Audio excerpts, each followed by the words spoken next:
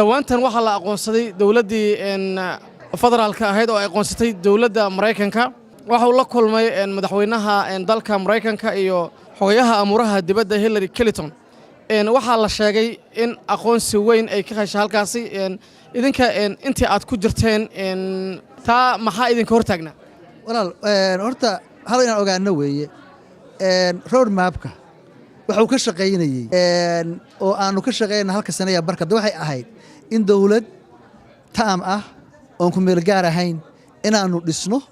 dabcan natural markaas taasi timaado aqoonsiga imaanaya markii lagaaga guuleystay tartankii madaxtinimada Soomaaliya oo aad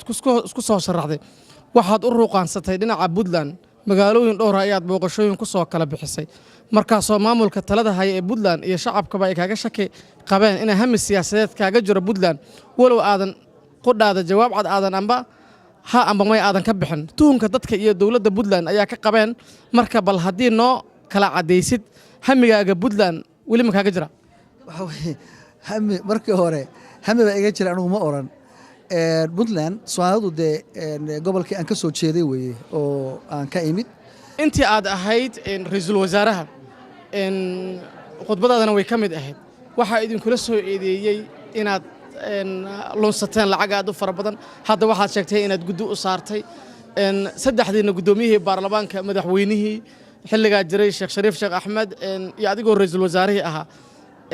arrintaasi ka waran waa ka hadalay runtii anaga ay ahayd markaan tagay meesha inaan sameeyno waxa la yiraahdo financial integrity board tan ka hadlayay oo ahayd magacan Soomaalida niman raba inay Soomaaliya ku hayaan sida ay tahay